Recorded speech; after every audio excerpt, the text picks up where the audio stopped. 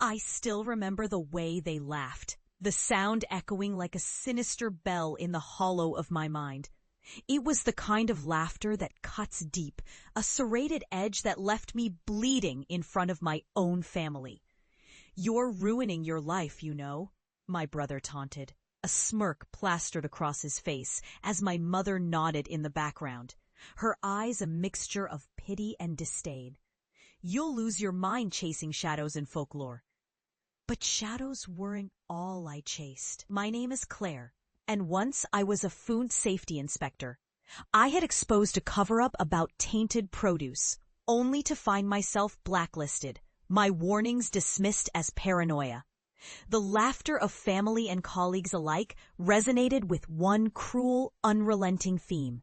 This is insane. And so, I turned my back on them, diving deep into the world of cryptobotany, an obsession that would lead me to unearth horrors that should have remained buried. Years passed in isolation. I pored over old tomes, haunted libraries, and roamed forgotten orchards where the roots whispered secrets in the dead of night. I documented unkillable blights and phenomena that could only be described as cursed, a malignant force lurking beneath the surface of farmland, waiting for its moment to rise. I would talk to the soil like it was a sentient being, and its response would twist my heart into knots. I became a recluse, a hermit shunned by those who once claimed to love me. But I was no longer that disgraced inspector.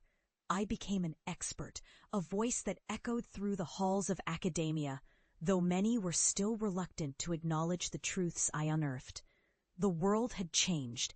People were beginning to notice the strange blights that appeared overnight in the fields. They were realizing that what I unearthed was not just folklore, but a reality too terrifying to confront. And then I returned home. The old farmhouse was still standing, but it looked weary, its paint peeling like the scabs of old wounds. My family was gathered for a reunion, a last-ditch effort to reconnect. The air was thick with unspoken words, a tense anticipation that felt like a storm brewing just beyond the horizon. I walked in, my heart pounding, clutching a small burlap sack filled with soil from my latest discovery, a patch of earth that had been cursed for generations.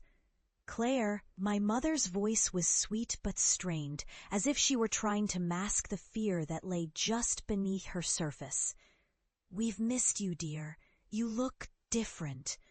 The laughter that had once stung felt distant now, overshadowed by the weight of the truths I carried. "I've seen things," I said, forcing a smile.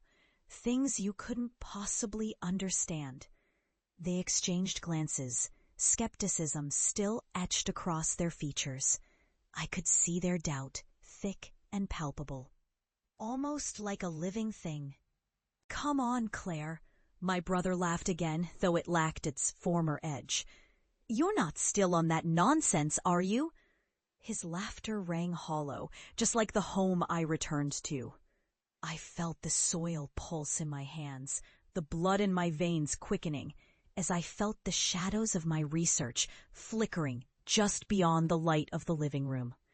"You need to see this," I urged, my voice a mere whisper against the rising tension. "It will change everything." They hesitated, then followed me outside, where the sun hung low, casting long shadows across the yard. I opened the burlap sack and let the soil spill across the cracked earth. It was dark, almost black, a stark contrast to the dull brown around it. I could feel the air thickening, a charged energy swirling around us. And then it happened.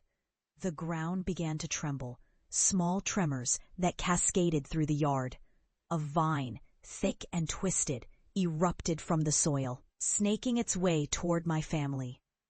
I stood frozen, watching the realization dawn on their faces, horror morphing into disbelief, disbelief melding into abject terror. "Claire!" My mother's voice quaked, but I couldn't look away. The vine was alive, writhing as if it had a mind of its own. It coiled around my brother's ankle, pulling him down to the ground. There was no laughter now, only panicked screams as they grasped for the safety of the house. But it was too late. "Don't you see?" I screamed over their cries, my voice trembling with the weight of my truths. "You thought it was all nonsense, but this is real. The roots of our ignorance have come for us."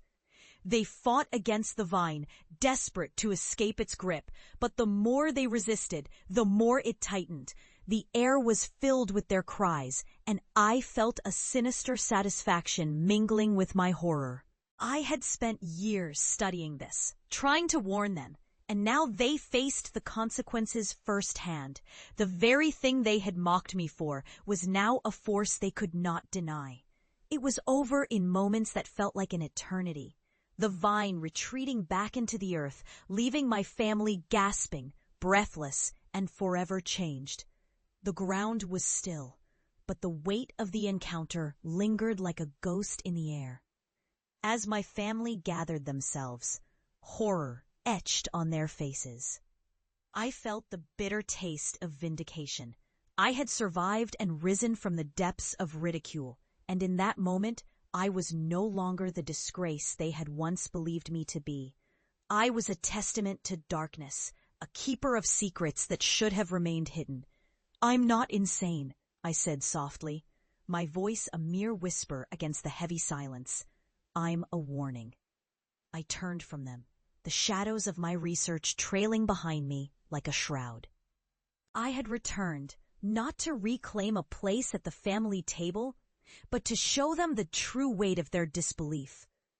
As I walked away, I was left with the haunting echo of their realization, a truth too late to grasp.